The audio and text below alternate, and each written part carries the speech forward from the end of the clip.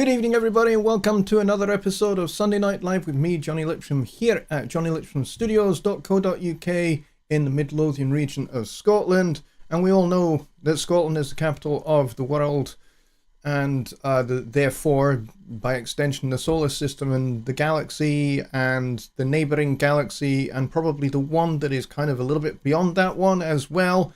And yeah.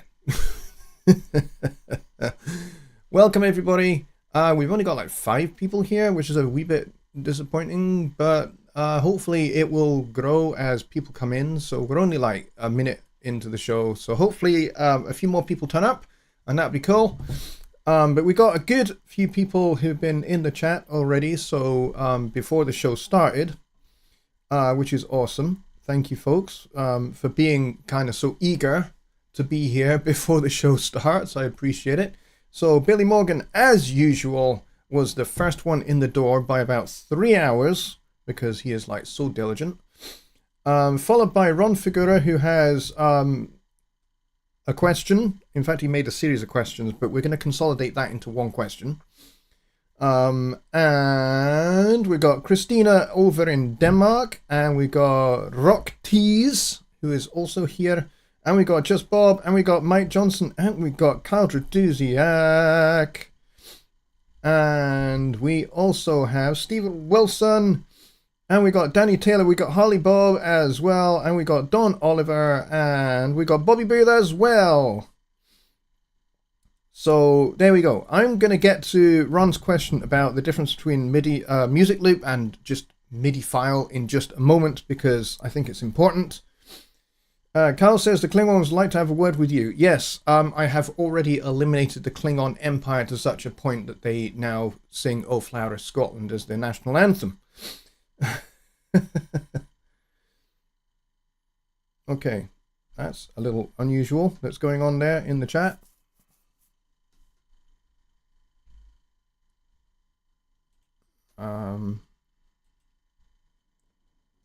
Okay, there we go.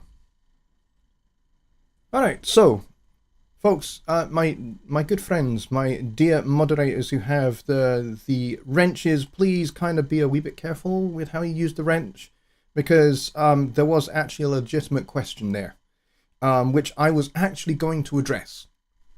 So I have no problem in answering Ron's question. It was not a bad question, so please be just a wee bit more careful about how you use your moderating powers. I would appreciate that. Okay, let's get into this.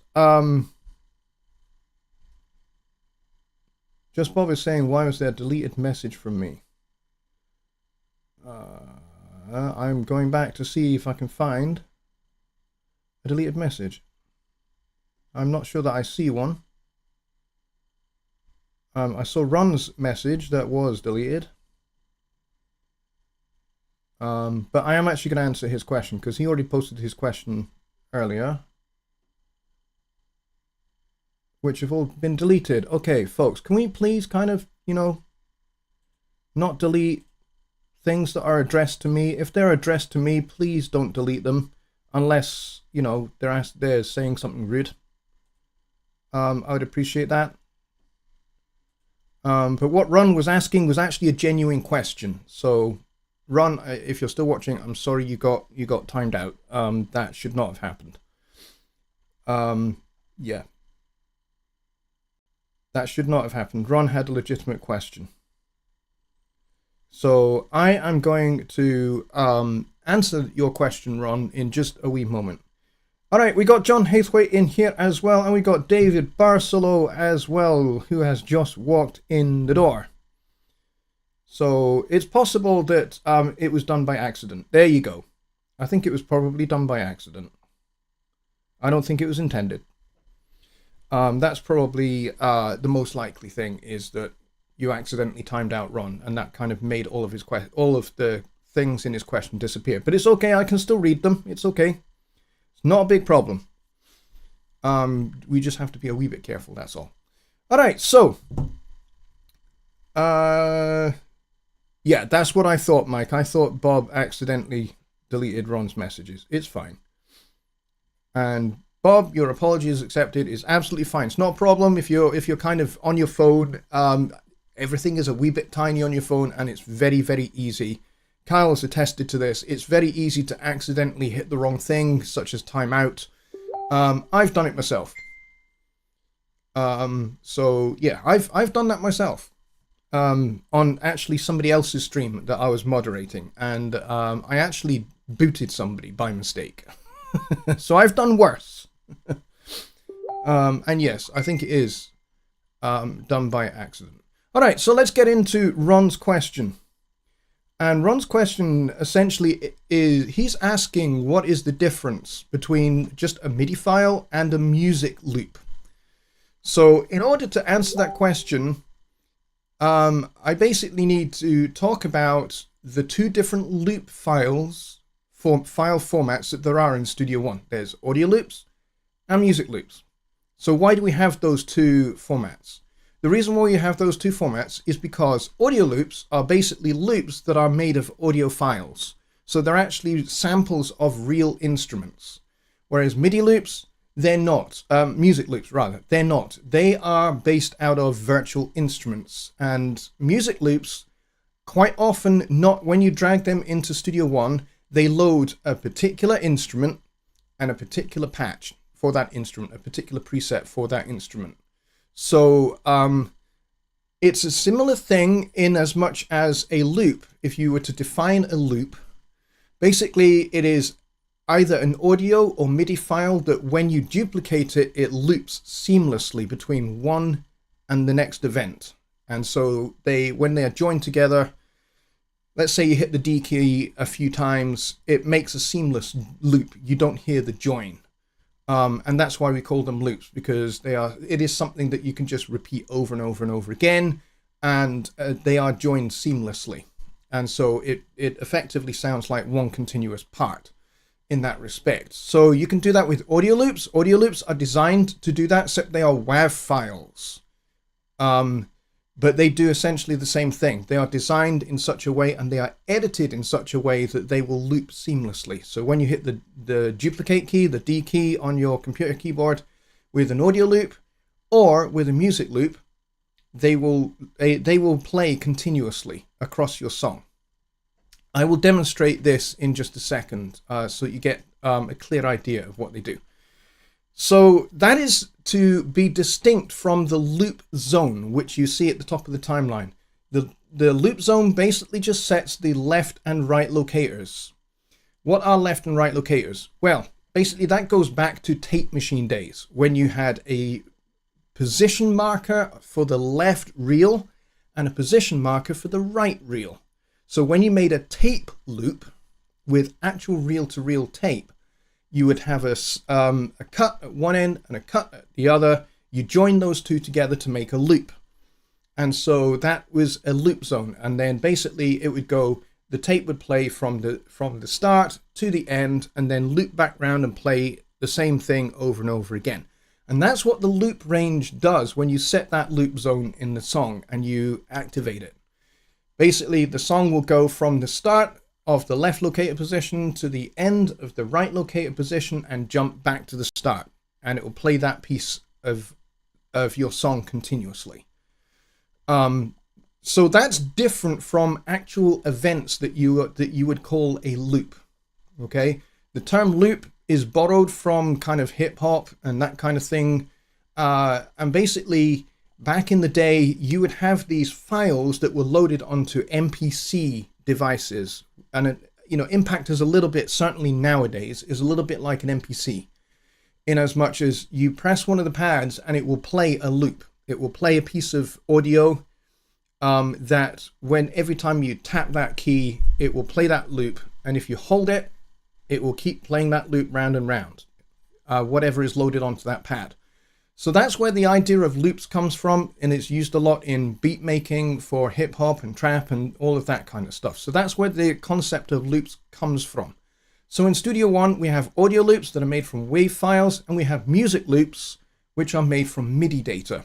And as I said, they often include the sound and the instrument patch for that loop. And I'm going to show you that just now. So let me go and open up the song that I've got for this. And then I'm going to show you. All right, so over here, I have this bass part, which I got from the construction kit over here, the Presonus Symphony Orchestra, and I got it from here. Big Band Breakfast. I opened this one. I opened this part A here, and you'll see all of these are labeled music loops. Now, look at this little icon here.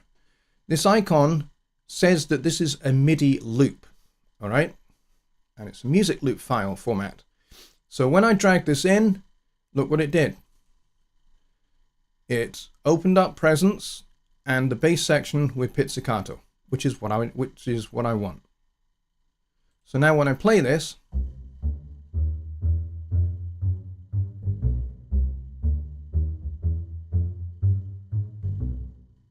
now notice where this ends.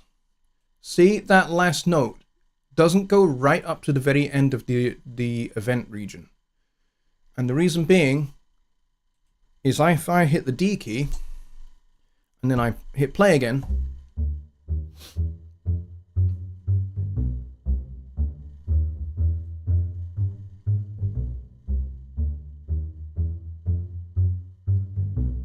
did you notice how if I go from bar 4 into the beginning of bar 5,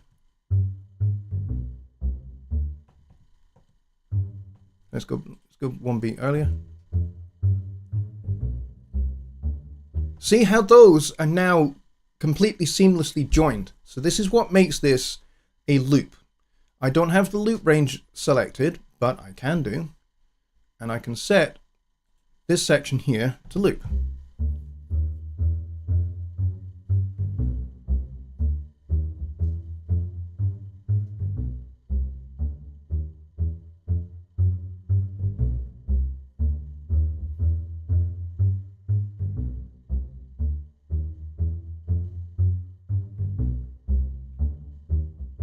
All right, so you saw what happened there. When it got to the end of the loop zone, it went right back to the very beginning. So that's how the loop zone works, and it's different from a loop in that respect. These are music loops, and then if I wanted to get an audio loop, I'm going to get something completely different. I'm going to get something from here, and I'm just going to grab this here, and I'm going to drag this in. And I'm going to turn the loop range off, and I'm going to solo this, and you'll notice that this is not MIDI, this is audio, and you'll see that the file extension format here is audio loop. Okay, so it's a different format altogether, and it has a slightly different icon. Okay, let's compare the two. There's the MIDI loop icon, and there's the audio loop icon. Very, very subtly, slightly different. If you're not sure which is which, check out the file format extension.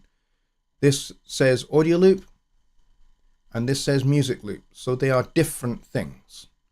Okay, so let's give this one a play. And let's turn that down a wee bit.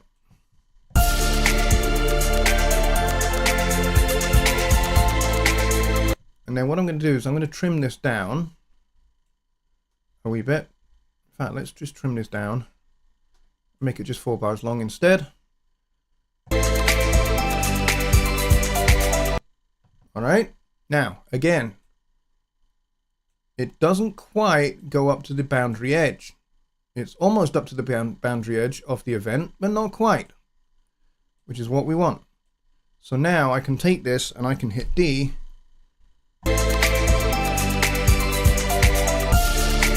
And it's completely seamless. All right, and you can make it even more seamless, especially with audio. You can crossfade these guys.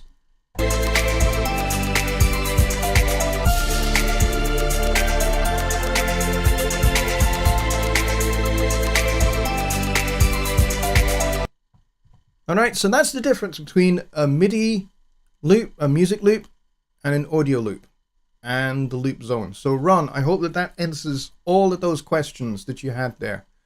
The loop range is a completely different thing. This is a global loop. that sets the left and right locators, and if you activate it, then anything inside that will just be cycled. Okay? Whereas these are designed to be endlessly duplicatable, and you never know that there's a join. Okay? Because of the way they're edited. Alright, so I hope that answers that question. Why don't we want it going to the boundary edge? The reason why you don't want it to go quite up to the boundary edge is that if it goes to the very edge of the boundary of your event, you can end up with a little pop when you go from one event over to the next one. So you could end up with a pop that's right on the boundary between, event 1 and event 2. And that's where, with audio, it would be wise to do a crossfade. But yes, in the ideal world, these should be edited so that they don't quite. They are very, very close. They are maybe nanoseconds away from the boundary edge so that they loop in a seamless way. Especially with MIDI. That's definitely the case with MIDI. So that's why it's important they don't quite go up to the boundary edge, so you don't get that pop between repeats, because then you'll hear the join. You'll hear the join between event 1 and event 2, and you don't want to hear the join. You absolutely don't want to hear that. So with audio, if you see that the audio the WAV file goes right up to the event boundary, or it's been poorly edited so that basically they've just taken something much bigger and chopped it in half, and unfortunately some of the cheaper sample packs and loop packs that you might get from different companies, I'm not going to mention any names, but quite often they've just taken something much longer and diced it. And sometimes they've cut at the zero crossing or before the zero crossing of a transient. And so you'll get clicks when that happens. And so you don't want that. And that's why somebody that is good at creating loops and knows what they're doing, make sure that they edit the data between the events, the event start and the end of the event, so that they are not quite at the boundary edges, so that you get that nice seamless duplication with no pops and no clicks. Okay, so I hope that answers that. All right, let's go see what else we got.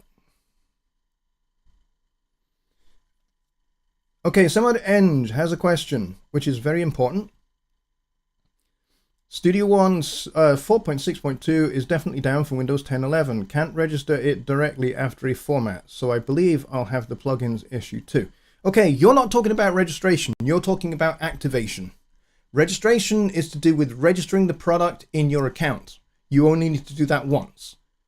If you are moving from one computer to another, or you've completely wiped your hard drive and you're starting again, then you are talking about activation. You don't register it. You activate it on the computer. Now, here's the thing. With 4.6.2 on Windows 10, you should be okay, but you might possibly get an error 300 error message. If you're getting that one, then please make a support ticket. If you're getting the error 200 message, error message come up, then just make sure that when you sign into Studio One, because there is a sign in Studio One, believe it or not, most of the time people don't realize that there is, because most of the time, once they've signed in, you launch Studio One and it keeps you signed in. It's just a permanent thing. But when you have wiped your computer altogether and you've blown away all of your settings, then when you do that, it blows away the token that is used to sign in to Studio One. So when that happens, you may have an old token or have been using an old sign-in token. Now, here's the thing. Just a little while ago, we changed over to a single sign-on for all of Presonus, right? So that includes Presonus.com and mypresonus.com, okay? So now there is a single sign-on that unites everything, okay? So what does this mean? This means if your account has historically used username and password. And so you have been signed on into Studio One using your username and your password, and not your email address that your My Presonus account is listed with. And you've just been using a username. And so you've signed into Studio One using that username. You now cannot use that username.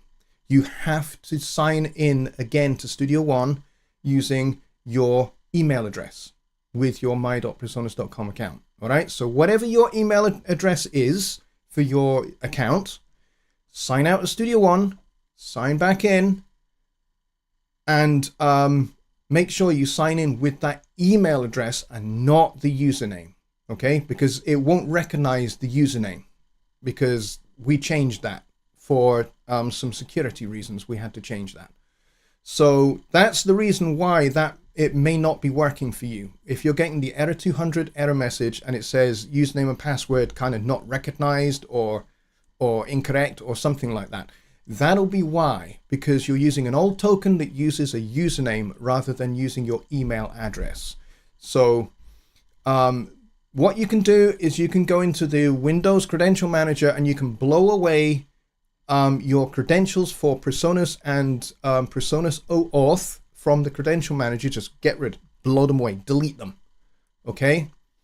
Reboot your computer, relaunch Studio One, sign into Studio One with your email address for your my.presonus.com account and the password, and then activate Studio One. Okay, just go through the activation process and then hit activate. And hopefully that should work for you. You should now be able to activate. If not, make a support ticket. Okay, if you can access your my.presonus.com account, go into your account, click on support, click on the blue little plus sign, and make sure when you select your product, you don't just select the first thing that comes up in the list. Scroll down or start typing Studio One 4. Well, you won't put 4 point anything. You just put Studio One 4, okay?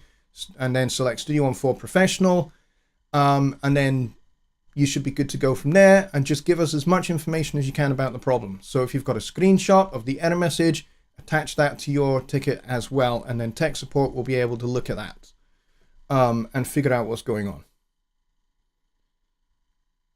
It says, oops, we've encountered an error in your login/email credentials. Yes, that's probably exactly what I've just been talking about. So make sure you do what I've just suggested.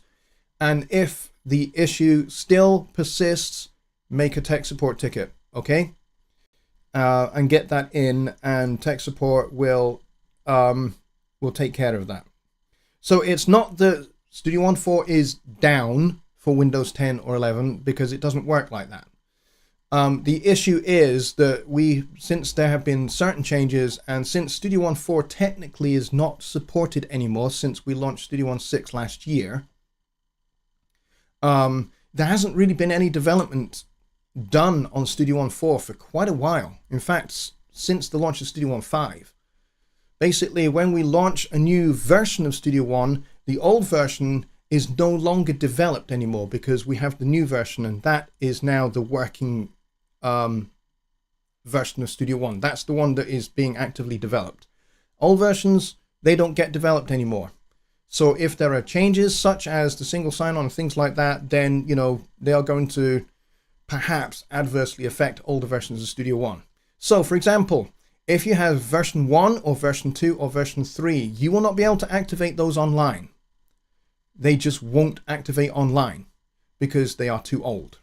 Version 4 will still activate online, but under certain circumstances. You've got to make sure that you are running 4.6.2, and you've got to make sure that you are running Windows 10 1809 and above. Okay?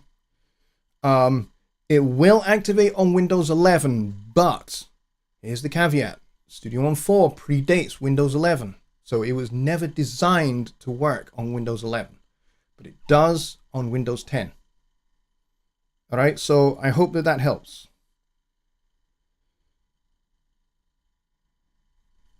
So yeah, it could be that you're using an old token and you just need to blow away those credentials out of the Credential Manager and use your email address and not a username.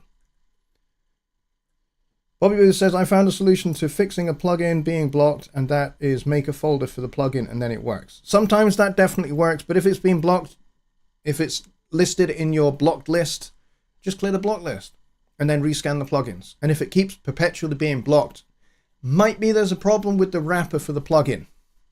And that being the case, you probably want to report that to the manufacturers of the plugin. All right, let's go see what else do we have here. Danny Taylor says, any good source for metal audio loops, specifically in 5/4 time? There is a company called Loop Loft. They make loops for a lot of different instruments, but they make a lot of drum loops. A lot of them. You could try those. It's not a free thing. You have to go purchase those. But you could certainly go try those, or there is something called Yurt Rock. It's another company that make audio loops. They are fantastic as well. And again, they have a lot, mostly drum loops, but they also have some other things like saxophones and guitar loops. I think Charlie Hunter, the 7-string guitarist, he plays one of those guitars that's kind of both a bass and guitar at the same time. 7-string thing, and it's very, very cool sounding. He did a bunch of loops for Yurt Rock. But he also did a bunch of loops for Loop Loft as well. So yeah, I would recommend those, and they do have some odd time things over there as well. I have some, but I don't have metal ones. I just have like jazz ones and funk ones. I don't have any metal ones, unfortunately. John, hey, so I hope that answers that question.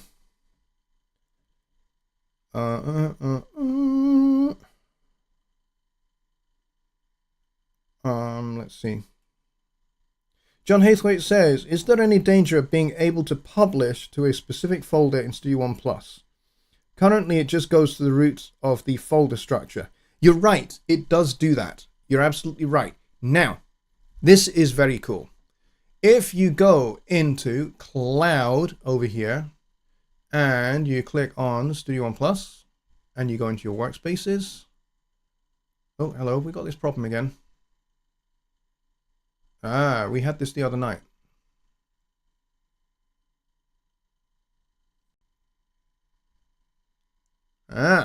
We have that problem again. Okay, this was a problem I encountered the other night. You can't really see what I'm doing because my camera's in the way. We had this problem the other night where Studio One was not connecting properly to Studio One Plus. And then after, I think about 5 or 10 minutes, it finally actually repopulated. And I don't know what the problem is. I reported this to IT and they said they'd look into it. So hopefully over the course of the weekend, they have looked into this. But what I was going to say, was, you go into here and you click on your workspaces and you select your workspace, which I can't do at the moment because for some reason it's not connecting. You can open the root folder and you can see what you've published to the root folder, and you can just move it from that folder to any other folder. This is where you can actually do really good file management for your workspaces that you can't really do directly in your Studio One Plus account. So you can do this here. And at the moment, I can't show you. I don't know why this is still an issue, but hopefully this will get fixed. I think it was fixed because Ron and I were looking at this the other night. And after a few minutes, it was fixed. But it now suddenly is not, because it's not connecting. It's not showing my space used or my space free. I don't know why it's doing that. But hopefully it'll get sorted and I can show you this again when it does. But yeah, you can do file management directly there. It's very, very useful. So like if you upload a bunch of stems, it will upload to the root file of your workspace, and then you can move things around that way. However, if you have a song synced and you are using the collaboration tools correctly with your song that is synced, the one I'm showing or was showing isn't synced. This is just a demonstration song. But if it is synced when you send files, they should send to the correct folder. But when you are doing an export mixdown, for example, if I go and do that, let me just go back over here.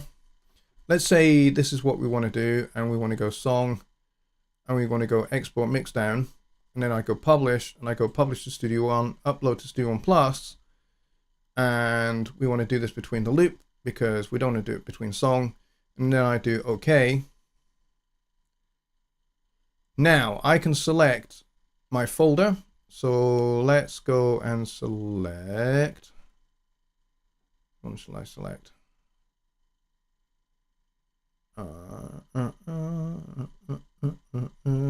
Test space. Let's go and select that one. So this is only going to select at the moment it's only going to select the root folder. You're correct. This is how it works currently. But as I said, once it's in there and you hit upload, once it's uploaded, you can then go into Cloud here and Studio One Plus, and you can access that workspace, and you can just shifty things around as you need to. That's currently the way it works. Hopefully this kind of will get improved, and you'll be able to, select the root folder, then click through to when you open this workspace, you can then click through and select which folder within that workspace you want to select. But yeah, hopefully that will be a feature request going forward for Studio One Plus. But currently, this is the only way you can do it.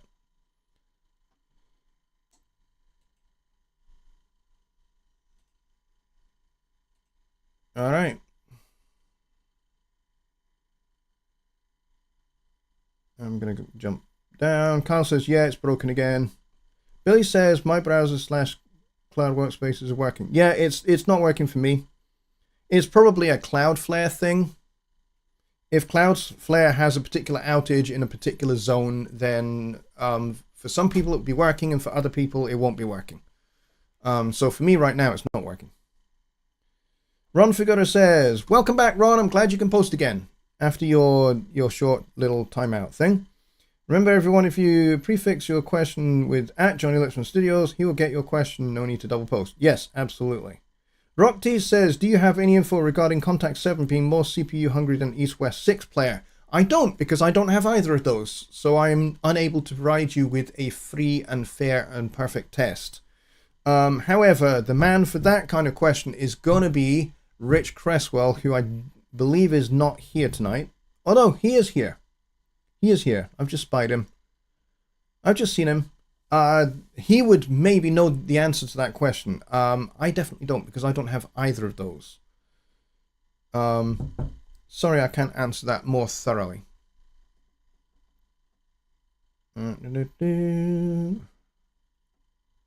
Billy Morgan says, just started 462 on my Windows 10 computer, looks fine. Yeah, it's going to be a local thing for his computer. David Barcelow says, I don't understand the channel strip and the download files. And to be specific, there are two, which indicates Studio One 2 and the other Studio One 3. I am not sure what you're referring to. Oh, there you go, Sem. There you go. Semog Eng, mixing and mastering engineer. He says all 100% now. Thank you again. There you go. So, please do tell us which of the solutions that I proposed was the one that worked for you. Was it the username, email address thing, or was it blowing away your credentials and then redoing it? Was that what did it for you? Let me know. But very glad that that's worked for you. Awesome. If that was a tech support ticket, I would be setting that one to solved. But I am not a tech support agent today. I will be tomorrow, but not today. Just Bob has put a post to free metal loops and samples. Awesome. Offline activation. Yes, offline activation is the other method that you could use. Definitely. In fact, offline activation is what I recommend if you're running an older version of Studio One 4, like 4.5. Because that's the only one that will work, by the way, is an offline activation for old versions of Studio One 4. But yes, an offline activation will work for you if you're running 4.6.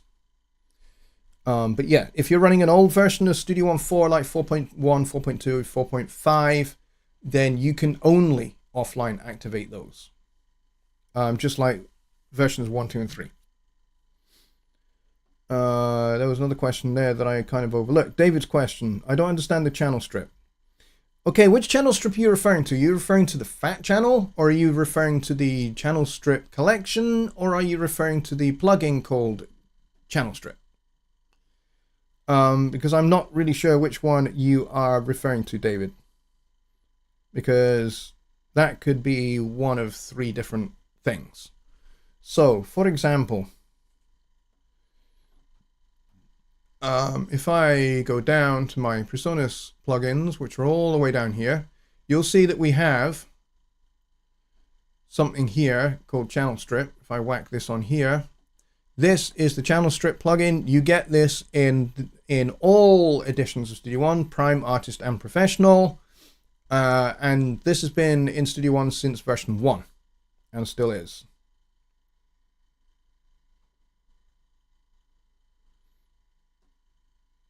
Okay, so channel strip has been in here since day 1. Or there is the fat channel, which looks a bit like this, and this has a compressor and an EQ section to it, which is what you might be referring to, David, but I'm not sure. Or you might be referring to the channel strip collection, and that is these guys here. This is the RC1 channel strip, and this gives you a compressor and an equalizer, and you also get the VT1 as part of that collection as well. And this also gives you a compressor and an EQ. And these are modeled after PreSonus manufactured hardware channel strips. The VT1 is a tube channel strip, and the RC500, I don't recall, but I don't think that's tube. Let's go and check. Yeah, so this is a FET channel strip, which is different altogether from the VT1. The only similarity is that the RC500 is also modeled after a PreSonus channel strip, as is the VT1. Okay, and for a while, you were able to get these for free. There was a competition back in 2015 where you could get these for free, which is how I came across them.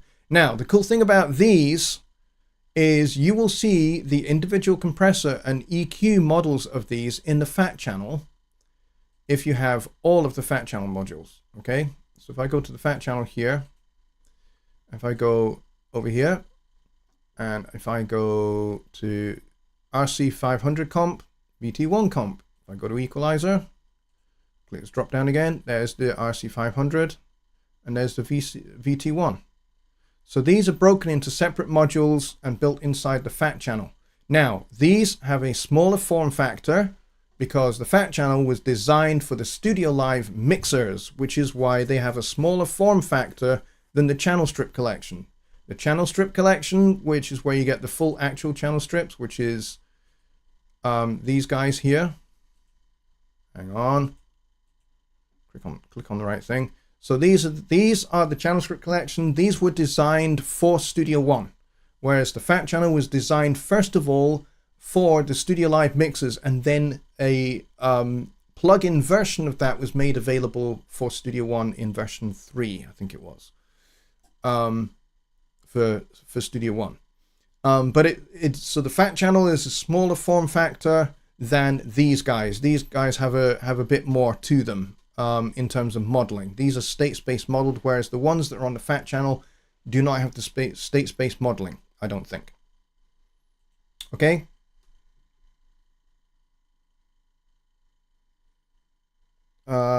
Simon says, for the future, when I upgrade computer, if I run 462, can occur as a plugin issue about not loading about scan because of the old version 462, or it's all okay? Now here's the thing. If you are running brand new updates of your plugins and you're trying to run them in Studio One 4, they may not work because Studio One 4 is now quite old. It's not very old. It's not as old as version 3, but it's still definitely very old. And you might find that newer versions of plugins don't work on them, or they're just not seen by the plugin scan, or they just get blocked, or you get all sorts of other errors with them. Because they are probably not tested on old versions of Studio One. They're only tested on Studio One 5 and Studio One 6. Most plugin manufacturers, if they test with Studio One at all, they only test on the current or most recent versions of Studio One. They don't test on older builds of Studio One. So with 4.6.2 no longer being supported by Presonus, then plugin manufacturers aren't really going to focus the testing of new versions of their plugins on an old outdated version of Studio One. It doesn't make sense. So that may be an issue for you. However, if you upgrade to Studio One 6, those new plugins that you had the issue with in 4.6 will work properly in version 6. They certainly should do. And if they don't, that's an issue for the plugin manufacturer. And you'll need to reach out to their support teams. But they should work. They should work in version 6 because version 6 is the current release build of Studio One. Okay, so that's what third-party plugin manufacturers, if they test with Studio One, that's what they'll be testing on. They won't be testing on 4. Okay, so I hope that helps answer that one. Billy says, I activated 462 inside of Studio One.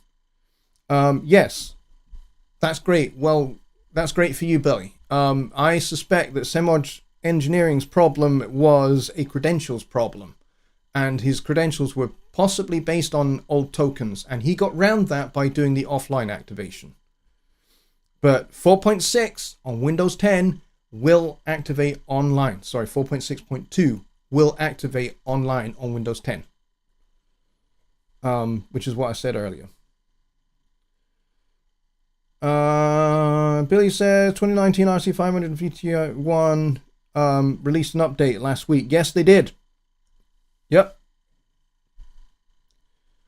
And they are mostly cosmetic updates. So basically, they just updated the the code base to bring them into line to Studio One 6. Let's see. Rich Cresswell has some very, very useful information for Rock Tees, which is very good. Bobby B says, I'm trying to get started on mine, but having trouble on where to start. Well, how do you start something? This is a big question, and this is a question more for the Songwriting Simplified show than it is for here. But I'll, just because I can right now, I will address that. The best way, I just realized you are not seeing my camera and you're seeing my notifications instead. Hang on, let me put me back on. There we go. All right, so I realized you couldn't see me for like ages there. Sorry about that. So if you're having trouble starting, you have to break things, the whole broad concept of starting a piece of music. It's too big. It's the same with starting mix. You drag in the stems into Studio One.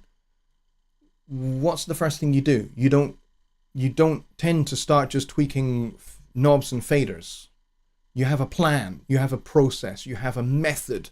Most mixing engineers have a method by which they do their mixing and by which they set up their mixes. So it's important to have a method for music making.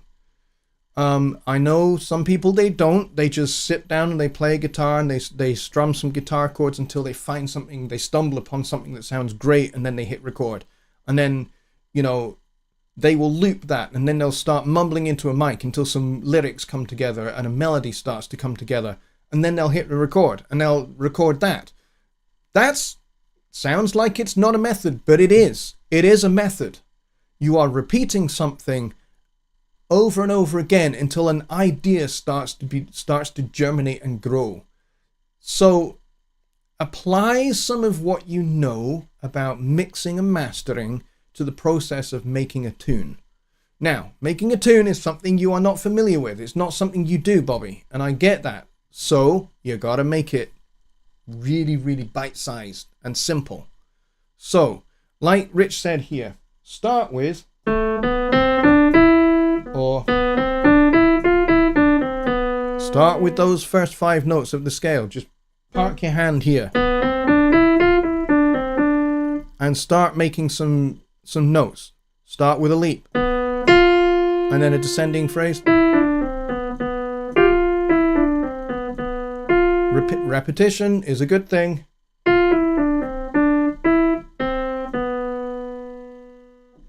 Doesn't sound very resolved. That's okay. You're allowed to do that. This is spooky music, okay?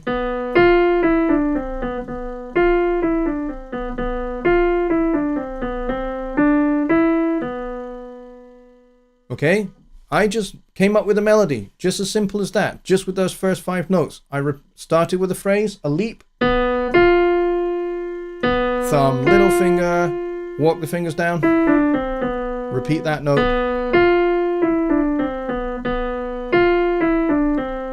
And then concluding line. Or something like that. Okay? So, and then once you've got that, you've got a starting point. Now, what can we do with that? We can take that whole idea and shift it up a step. So move your hand up a long one. You know.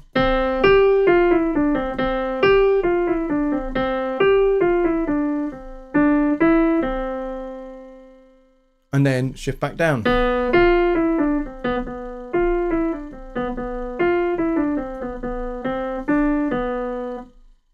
And already you've got an A section and a B section, and you repeat to your A section, and now you've got something that is cohesive and makes sense.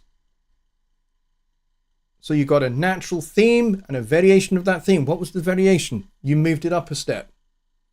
And then you repeated the first theme. And this is how music works. This is how storytelling works. This is how you make something that makes sense. This is how songs have been written for eons and eons. You start with a simple phrase and you expand upon it. You vary it. You change it in some way. And then you repeat what you started with. So you've got something to connect, that the listener can connect their ears to. Okay, so I hope that helps you. Let's see. Brett Marler says the High Density Empire update appears to be cosmetic as well. Well, in as much as the fascia of the plugin has not changed at all, but go take a look a little bit under the hood and look at some of the presets, and you'll see that maybe it's a little bit more than what you think.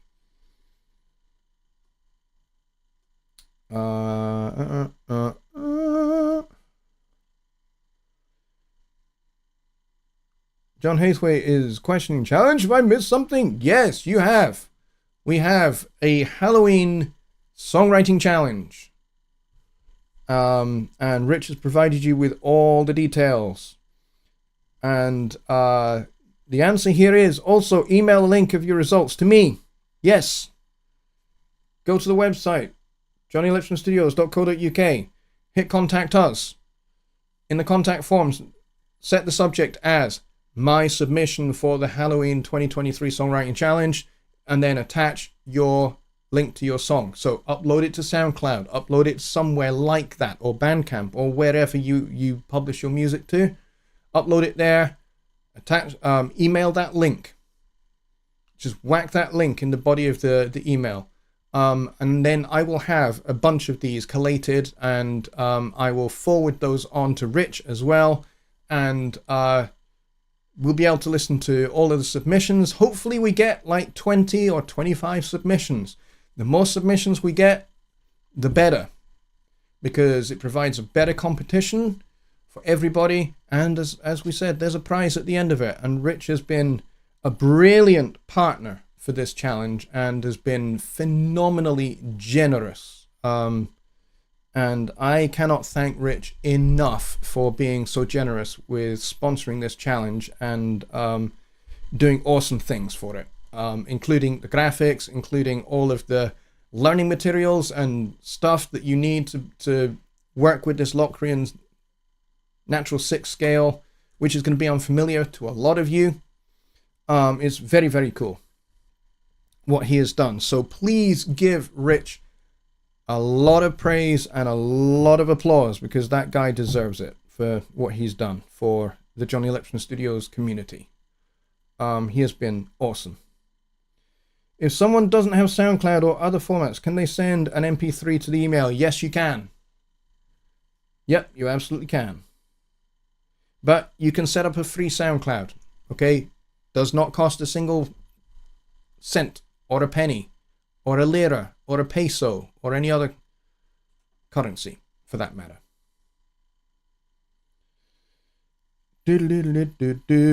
So, if you're not sure about what's the kind of the details of this challenge are, go watch last week's Songwriting Simplified show, the show that was on Wednesday, and you can also watch the one before that as well, because I talked about it at length on both shows, and that should give you a lot of details on what you need to do, and things like how long does the piece need to be. Well, minimum 90 seconds. Got to have a discernible beginning, middle, and end. Maximum 5 minutes long, but 90 seconds is your minimum amount of time for your piece of music to last. Got to have a discernible beginning, middle, and end, and we are looking for creativity, imagination, and scaring the shit out of the pair of us. If you can achieve all three of those in large quantities, you stand a very, very good chance of winning. So, that is definitely something that I would recommend.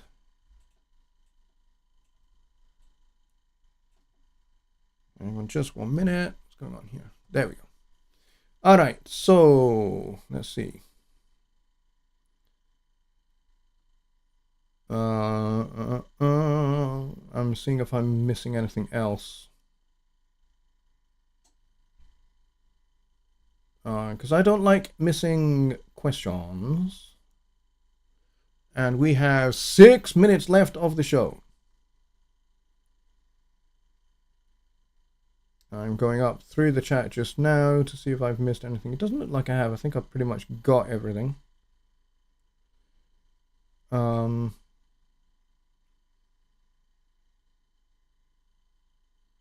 love a scale that actually allows for the use of a minor with a major seventh. Definitely.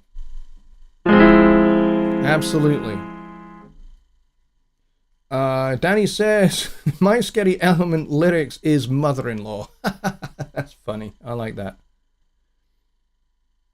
Bobby Booth says, that leaves me out, no imagination. Nonsense. Dave Balsalow says, does it only have to be keyboard? No, you can use anything. You can use guitar, you can use tin whistle, you can use bagpipes. But please don't use bagpipes. You can use saxophone, trumpet, flugelhorn. You can use whatever you have. If you don't have a keyboard, that's fine. Make use of other instruments.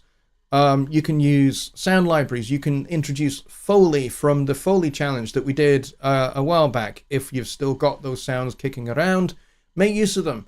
If you want to be, a wee bit creative with plugins, then go for it. There are, no rules about what you do with plugins and things like that. So if you really want to do, go overboard with like a vocoder through a phaser, through a X-Trem, and then through a phaser, and then through, the red light distortion plugin, do it. Do that with a kazoo or a tin whistle or whatever is going to make your music work for you. Do that. That's actually something that's pretty creative. And, those are the kinds of things that we're looking for. We're looking for creativity. We're looking for people thinking a wee bit outside the box and doing something a wee bit less than conventional. Being experimental. All right? Nothing but homemade instruments should be the next challenge. Well, there is that. I have one about Melodyne. Did you stick my name in the question?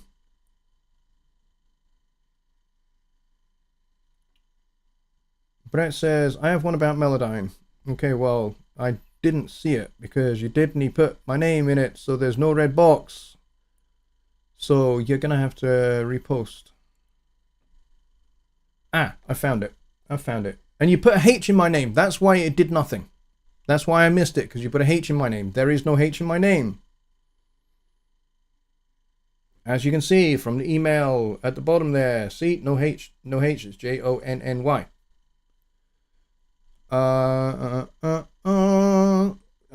lost the question. Anyways, how would I tune and align multiple tracks with Melodyne in Studio One? Well, you can certainly tune, but I think you have to have a higher version of Melodyne. You can't do it with Melodyne Essential.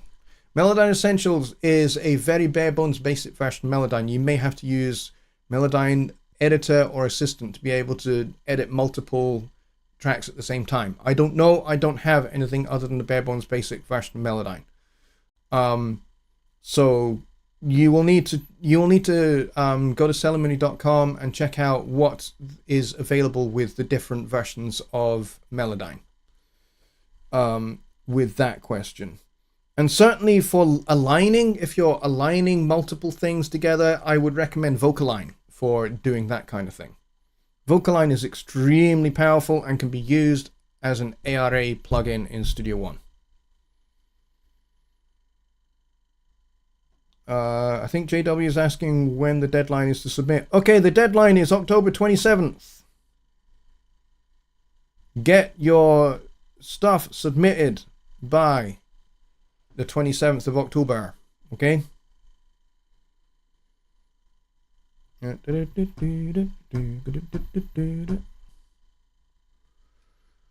Ron says, when opening a song from another person, is there a way to have it ignore that person's I/O setup? That is a good question. This is not something I tend to do, because most people, they don't send me their song files. Most of the time, I'm either working with them in workspaces, and I just open the song, and I don't have to worry about whether it opens somebody's I/O, or if it opens somebody else's I/O. Then what you can do is you can go into Studio One.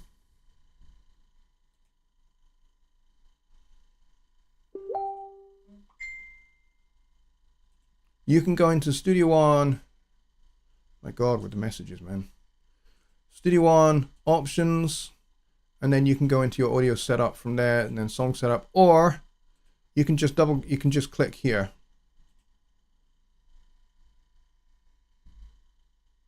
Or in the mixer, you can click on the I/O button. When you click on the I/O button, this is what will open up.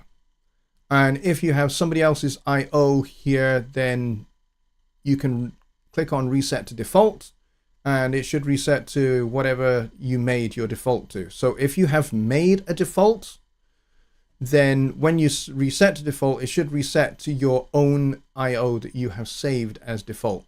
So in this case, this is my default. I have already made this as a default, so I don't need to click this button. But if I saw that somebody else's I/O from somebody else's device was in here, and of course it just didn't work, I had no audio, then, just go reset to default, and it should set as you had it before. Or you can import your own I/O. So what you could do is you could hit this export button and export your own I/O settings to your desktop or someplace else that you know where you can get to it, and then you can just hit import and import that I/O, and it will replace whatever I/O you see in here. Okay? It does happen sometimes that when somebody sends you a song, it sends their I/O as well. And what you need to do is just make sure you just swap it out for your own. All right? So I hope that helps. And we've got an after show Zoom set up by Mike, which is cool. We will start that in just a wee moment. Brett Muller says, is that other plugin free as well? Which one? Which plugin are you referring to? I don't know what you're talking about.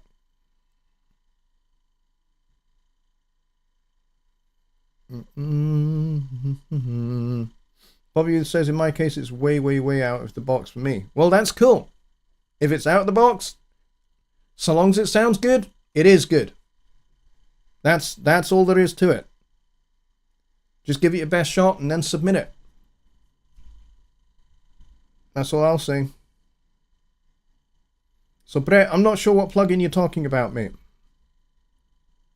If you're talking about the Fat Channel, if you're talking about the Fat Channel XT, yes, that's built into Studio One. If you're talking about the VT1 and RC500 compressor channel strips, rather, no, they were not free. I got them for free because I won them in a contest way back in 2017, but they were not free. If you're talking about Vocaline, no, Vocaline is not a free product. It is not a free product.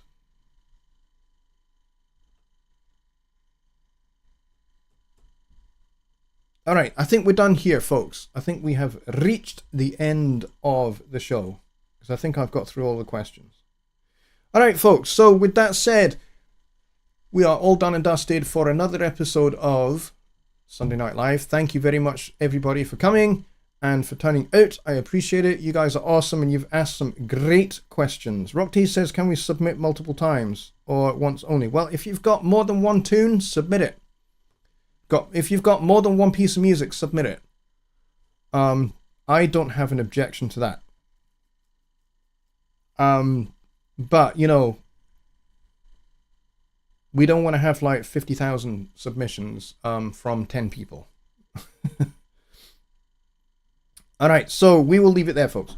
Thank you, everybody, for coming. And I will see you all on Wednesday for Songwriting Simplified, where if you would like to talk more about the challenge, we can talk more about the challenge. If you've got specific questions about the challenge, we can tackle those then. But otherwise, we will talk about some other songwriting, arranging, and composing and music theory type stuff on Wednesday. But until then, folks, I will see you then on Wednesday. Take care.